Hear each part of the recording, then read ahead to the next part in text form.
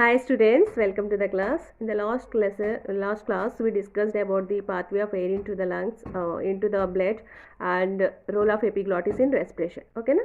In today's lesson we will discuss about the mechanism of respiration. Okay, na? What happens during respiration, what changes takes place in our chest cavity. We will discuss about all these topics. Uh, mainly. When I ask you, when somebody asks you a question about which organs play important role in respiration, even small kids also answer that lungs. ఓకేనా. రెస్పిరేషన్లో main role participate చేసేటువంటి organs ఏంటి అంటే ఏం చెప్తారు? Lungs అని చెప్తారు. ఓకేనా.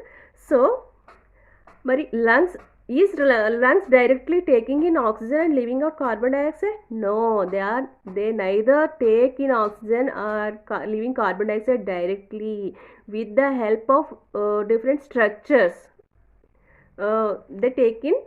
they are involving in respiration process. Direct గా లంగ్స్ ఆక్సిజన్ తీసుకోవడం, కార్బన్ డైఆక్సైడ్ రిలీజ్ చేయడం చేయవు. కొన్ని స్ట్రక్చర్స్ ఉన్నాయి. ఆ స్ట్రక్చర్స్ సహాయంతో with the help of those structure it is involving in respiration. Okay students, when you take in oxygen, ఒకసారి మీరు చెక్ చేసుకోండి. ఆక్సిజన్ తీసుకున్నప్పుడు ఏమవుతుంది? మన chest cavity, the size of the chest cavity increases. ఓకేనా. వెన్ యూ ఎక్స్హేల్, మనం మళ్ళీ గాలి బయటకు వదిలేసినప్పుడు ఏమవుతుంది? The size of the chest cavity decreases. So మనం ఇన్హేల్ చేసినప్పుడు ఎందుకు చెస్ట్ క్యావిటీ పెరుగుతుంది? లోపలికి ఎయిర్ ఎంటర్ అవుతుంది కాబట్టి. సో ఎయిర్ ఎంటర్ అవ్వడం వల్ల చెస్ట్ క్యావిటీ అనేది పెరుగుతుంది. అలాగే ఎక్స్హేల్ అప్పుడు ఏమవుతుంది? చెస్ట్ క్యావిటీ, మన గాలి బయటకు వచ్చేస్తుంది కాబట్టి the chest cavity, volume of the chest cavity decreases. Okay. So which structures help in this mechanism of respiration అంటే see page number 30 and see the diagram. So you can easily understand what I'm telling. ఓకేనా. ఇక్కడ movement of diaphragm and the mechanism of respiration ఇచ్చారు కదా. So ఆ diagram చూడండి. So the main structures which are helping in mechanism of respiration are chest wall muscles and diaphragm. ఓకేనా. Chest wall muscles, this side structures. ఓకేనా. These are called chest wall muscles. These chest wall muscles are made up of ribs, muscles and skin. ఈ chest wall muscles అనేవి దేంతో తయారవుతాయి? Ribs తోటి, muscles తోటి and skin తోటి తయారై ఉంటాయి అన్నమాట. So these chest wall muscles and diaphragm play major role in exchange of gases. ఓకేనా. Next, whenever you take in oxygen, మనం ఎప్పుడైతే ఆక్సిజన్ అంటే రెస్పిరేషన్ అప్పుడు లోపలికి గాలి తీసుకుంటామో ఏం జరుగుతుంది? This chest wall muscles moves upwards. ఇది కొంచెం పైకి జరుగుతుంది అనమాట. సో పైకి జరిగినప్పుడు ఏమవుతుంది? నెక్స్ట్ ఈ డయాఫ్రామ్ ఉంది కదా, అదేమవుతుంది? Flat end. ఇప్పుడు ఎలా ఉందో సేమ్ అలాగా ఇలా ఫ్లాట్ ఎండ్గా ఉంటుంది. ఎప్పుడైతే ఫ్లాట్ ఎండ్ అయిందో నెక్స్ట్ ఇది పైకి జరుగుతుందో the cavity increases. So cavity increase అవుతుంది. సో బయట నుంచి గాలి లోపలికి వస్తుందన్నమాట. So pressure decreases. అంతే కదా.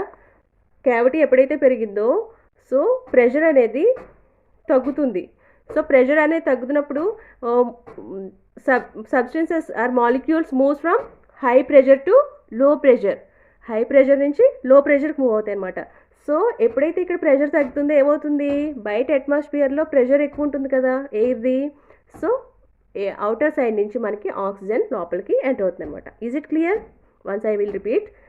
సో డ్యూరింగ్ ఇన్హలేషన్ అప్పుడు ఏం జరుగుతుంది? This chest wall muscle move upward. ఇలా ఉంది కదా, కొంచెం దగ్గరికి అంటే కొంచెం అప్ సైడ్ మూవ్ అవుతుంది. And the diaphragm flattens. So ఇలా ఉంది కదా, ఇలా ఫ్లాట్గా ఉంటుంది. అదే మనం గాలి బయటకు వదిలేసినప్పుడు ఏంటంటే ఇది కాస్త ఇలాగా డూమ్ షేప్లోకి మారిపోతుంది అనమాట. సో నెక్స్ట్ చెప్తాను. సో ఇలా ఫ్లాటన్గా అయినప్పుడు ఏమవుతుంది? ద చెస్ట్ క్యావిటీ సైజ్, లోపల స్పేస్ అనేది ఇంక్రీజ్ అవుతుంది. So when ever space increases the pressure decreases. So pressure ఎప్పుడైతే డిక్రీజ్ అయిందో బయట అట్మాస్ఫియర్లో ఉన్న ఆక్సిజన్ ఎయిర్ మన లోపలికి ఎంటర్ అయిపోతుంది. ఇన్ ద సేమ్ వే రివర్స్లో జరుగుతుంది అనమాట. ఎక్స్హలేషన్ అంటే అంటే గాలిని బయటకు వదిలేసేటప్పుడు, ఎక్స్పిరేషన్ అప్పుడు ఏం జరుగుతుంది, again it comes it's original position. Short అయింది కదా ఇన్స్పిరేషన్ అప్పుడు, again it comes into relax అయిపోతుంది అనమాట. సో చెస్ట్ వాల్ మజిల్ మళ్ళీ రిలాక్స్ అయిపోతుంది. సో ఈ డయాఫ్రామ్ అనేది ఏం చేస్తుంది, ఇక్కడ ఇలా ఉంది కదా, ఫ్లాటెండ్గా ఉంది కదా, ఇప్పుడు ఇలా డూమ్ షేప్లో మారుతుంది. సి ఇలాగా డూమ్ షేప్లోకి మారిపోతుంది అనమాట. సో డూమ్ షేప్లోకి మారిపోయినప్పుడు ఏమవుతుంది, ప్రెషర్ అనేది ఇంక్రీజ్ అవుతుంది. చెస్ట్ వాల్ ఇక్కడ స్పేస్ అనేది తగ్గిపోతుంది. తగ్గిపోయి ఏమవుతుంది మనకి, pressure increases. So already what I told, molecules move from low pressure to high pressure to low pressure అని చెప్పాను కదా. సో ఇప్పుడు ప్రెషర్ ఏమైంది, రివర్స్లో ఇక్కడ ఇంక్రీజ్ అయింది. ఎప్పుడైతే ఇది డూమ్ షేప్లో వచ్చి ఇలాగా ప్రెషర్ క్రియేట్ చేస్తుందో, ఇది నార్మల్ పొజిషన్కి వచ్చేసిందో, ఇక్కడ చెస్ట్ క్యావిటీ అనేది డిక్రీజ్ అయిపోతుంది. సో డిక్రీజ్ అవ్వడం వల్ల ఏమవుతుంది, ఇక్కడ ప్రెషర్ ఇంక్రీజ్ అయిపోతుంది. ఇంక్రీజ్ అయ్యి లోపలున్న గాలి ఏమవుతుంది, కార్బన్ డైఆక్సైడ్ కాస్త మనకి బయటికి రివర్స్ ప్రాసెస్లో చెప్పుకున్నాం కదా పాత్వే ఫేర్లో, అలాగే సేమ్ రివర్స్ ప్రాసెస్లో మనకి బయటకు వచ్చేస్తుంది అనమాట. ఓకేనా. So this is the mechanism of respiration. If you have any doubts WhatsApp me, then I will clear those doubts in the next class. ఓకేనా.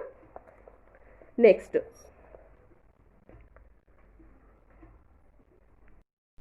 సో డ్యూరింగ్ ఇన్స్పిరేషన్ నేను ఏం చెప్పాను, ద చెస్ట్ వాల్ క్యావిటీలో ఇక్కడ ప్రెషర్ తక్కువగా ఉంటుంది. So బయట నుంచి air inside వస్తుంది అన్నాను. ఎక్కడికి వస్తుంది, ఇంటూ ద లంగ్స్లోకి వస్తుంది అనమాట. అంటే డైరెక్ట్గా లంగ్స్ ఇన్వాల్వ్ అవ్వు ఎక్స్చేంజ్లో, ఈ chest wall muscle next diaphragm involve అవుతాయి అనమాట. సో ఏమవుతుంది, during inspiration so chest wall cavity increases, అంటే లంగ్స్ రిలాక్స్డ్గా ఉంటాయి అనమాట. సో లంగ్స్లో యొక్క ప్రెషర్ తక్కువగా ఉంటుంది when compare to out side. So air from higher pressure enters in to the pressure chest cavity, అంటే లంగ్స్లోకి ఎంటర్ అవుతుంది. ఇన్ ద సేమ్ వే ఎక్స్హలేషన్ అప్పుడు ఏం జరుగుతుంది, ఈ డూమ్ షేప్ ఇలా ఫ్లాట్గా ఉన్నది కాస్త ఇలాగా లోపల వైపు డూమ్ షేప్లో వస్తుంది అనమాట. డూమ్ షేప్ ఈజ్ నథింగ్ బట్ ఇలా లోపలికి నొక్కుతుంది. అలాగే ఇది కూడా నార్మల్ పొజిషన్ రావడం వల్ల ఏమవుతుంది, లంగ్స్ మీద ప్రెషర్ పెరుగుతుంది అనమాట. లంగ్స్లో ప్రెషర్ పెరిగినప్పుడు ఏమవుతుంది, బయట ప్రెషర్ కంటే లోపల ప్రెషర్ ఎక్కువ ఉన్నప్పుడు ఏం జరుగుతుంది, లోపల ఉన్నట్టు కార్బన్ డైఆక్సైడ్ బయటకు వెళ్ళిపోతుంది. ఓకేనా. దిస్ ప్రాసెస్ ఇలాగా రిపీట్ అవుతూ ఉంటుంది అనమాట. నెక్స్ట్ మనం ఏం టాపిక్ చెప్పుకుందామంటే gaseous exchange. Okay, already in the previous class we discussed about how oxygen reaches blood చెప్పుకున్నాం కదా. నాస్ట్రిల్స్లోకి, next nasal cavities, next larynx, pharynx, trachea, bronchi, bronchioles and alveoli. Okay, now this is the pathway. Already we discussed in the last class. So what is the last part? Alveoli. Alveoli are the structural and functional units of lungs. Okay, I will show you once diagram, then it will be clear. So see here, లంగ్స్లోకి వెళ్ళిన తర్వాత ఏమవుతుంది, bronchi కాస్త bronchioles కింద convert అయింది కదా, అంటే divide అయింది కదా. Bronchioles ends as alveoli. చూడండి ఇక్కడ మనకి చిన్ని డాట్స్ కింద రౌండ్స్ కింద కనిపిస్తుంది కదా, ఒక్కొక్క రౌండ్ ఒక్కొక్క ఆల్వియోలై అనమాట. సో మీకు ఇక్కడ చూపించేది ఒక్క రౌండ్ కనుక మనం ఇలాగా అబ్జర్వ్ చేస్తే ఈ విధంగా ఉంటుందన్నమాట structure. See here, see page number 31 here. If you see diagram, so you can easily understood. See here, gaseous exchange with the lungs by diffusion. Okay, what is the process taken here? Based on which process exchange occurs? So the oxygen in the alveoli. This is the alveoli of lungs. This is the blood capillaries. Okay, na? So main exchange occurs between this blood capillaries and alveoli. What happens here is, during simple diffusion means simple exchange. So alveoli ఉన్నది క్యాపిలరీస్లోకి వెళ్తుంది, క్యాపిలరీస్లో ఉన్నది ఆల్వియోలోకి exchange అవుతుంది అనమాట. So అది ఎలాగో చూద్దాం. So here one important point is colour, the blood, ఓకేనా, dark red in colour flows from the heart through the capillaries. So what is the color of blood in capillaries? Dark red in color. So క్యాపిలరీస్లో ఉండే blood ఎలా ఉంటుంది? Dark red in colour ఉంటుంది. అంటే అందులో ఏముంటుంది? Dark రెడ్గా ఉన్న బ్లడ్లో ఎక్కువ ఏముంటుంది? Carbon dioxide. ఓకేనా? మిమ్మల్ని ఎగ్జామ్స్లో అడుగుతాడు, what is the colour variation between blood in capillaries and blood in alveoli. ఓకేనా? ఆక్సిజన్ రిచ్ బ్లడ్ ఏమో బ్రైట్ రెడ్ కలర్లో ఉంటుంది, next carbon dioxide rich blood ఏమో డార్క్ రెడ్ కలర్ ఉంటుందన్నమాట. So whenever blood reaches the alveoli, so చూడండి ఇక్కడ ఈ ఇలా సెల్స్ చూపించారు కదా, nothing but red blood cells. Which cells carries oxygen? So haemoglobin containing RBC, red blood cells gaseous oxygen carry చేయడంలో బాగా ఉపయోగపడతాయి అనమాట. సో వాట్ హ్యాపెన్స్ చూడండి. So alveoli is also one cell thickness. చూడండి ఈ దేంతో తయారై ఉంటుంది? It is made up only one layer thickness అనమాట. In the same way capillaries కూడా, బ్లడ్ సెల్స్ కూడా వన్ సెల్ థిక్నెస్ తోటే తయారై ఉంటుంది. అంటే లేయర్స్ కింద సెల్స్ ఉండవు, అది ఏమి ఉండదన్నమాట. లైనింగ్ అనేది ఈ ఆల్వియోలై అండ్ క్యాపిలరీస్ లైనింగ్ అనేది వన్ సెల్ థిక్నెస్ తోటే తయారై ఉంటుంది. నెక్స్ట్ చూడండి, whenever oxygen reaches the alveoli, మనం ఇన్స్పిరేషన్ అప్పుడు, అంటే లోపలికి ఎగ్జలేషన్, మనం లోపలికి ఇన్హలేషన్ అప్పుడు ఏం జరుగుతుంది? Oxygen enters into nostrils, next nasal cavity, next pharynx, next larynx, next trachea is tube like structure. ఓకేనా? Next pharynx is the common passes for digestive system and respiratory system. Next bronchi, next bronchioles, next alveolus. ఓకేనా? Finally ends at alveolus. So this is one alveoli. ఓకేనా? So alveoli is the plural form. So single one is alveolus. ఒక్క single alveolusకి exchange ఎలా జరుగుతుంది? ఇలాంటివి బోల్డ్ అన్నీ ఉంటాయి మనకి లంగ్స్లో. ఓకేనా? సో ఇక్కడ మనకి ఆక్సిజన్ ఎక్కడికి రీచ్ అయింది? ఫైనల్గా ఆల్వియోలైకి రీచ్ అయింది కదా. ఇక్కడ ఏం జరుగుతుంది? ఆల్వియోలై చుట్టూ ఏముంటాయి? బ్లడ్ క్యాపిలరీస్, రక్తనాళాలు ఉంటాయి అన్నమాట.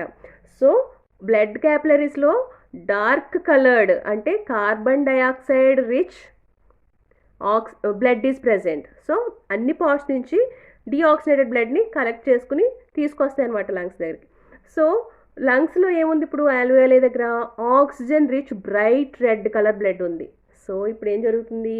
ఈ ఆల్వియోలై ఏమో it gives oxygenated blood to blood capillaries. So ఇందులో ఉన్న oxygenated blood, bright red colour blood క్యాపిలరీస్లోకి వెళ్తుంది.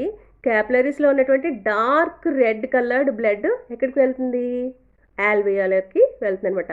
సింపుల్ ఎక్స్చేంజ్, దీన్ని డిఫ్యూజన్ అంటారు. సో ఏమవుతుంది? సో వన్స్ క్యాపిలరీస్లో, సో ఈ ఆల్వియోలైకి ఏమొచ్చింది ఇప్పుడు? డీఆక్సినేటెడ్ బ్లడ్, అంటే కార్బన్ డైఆక్సైడ్ రిచ్ బ్లడ్, అంటే డార్క్ రెడ్ కలర్ బ్లడ్ వచ్చింది కదా, అంటే అందులోనే కార్బన్ డైఆక్సైడ్ వచ్చేసింది కదా ఇక్కడికి. సో ఇప్పుడు ఫైనల్గా ఇందులో ఉన్న కార్బన్ డైఆక్సైడ్ ఎగ్జహలేషన్, సో మనం బయటికి రిలీజ్ చేస్తాం కదా, ఎగ్జహలేషన్ ద్వారా ఈ కార్బన్ డైఆక్సైడ్ బయటికి వెళ్ళిపోతుంది అనమాట. సో దిస్ ప్రాసెస్ కంటిన్యూస్, ఇలాగా రిపీట్ అవుతూనే ఉంటుంది. So these are the 2 topics we discussed in today's class. What are those topics? Mechanism of respiration and gaseous exchange at alveoli and capillaries. Alveoli దగ్గర, capillary దగ్గర gaseous exchange ఎలా జరుగుతుంది అనేది తెలుసుకున్నాం. So if you have any doubts regarding these 2 topics, WhatsApp me and I will clarify those doubts before starting the next topic in the next class. Okay na? Bye. Take care.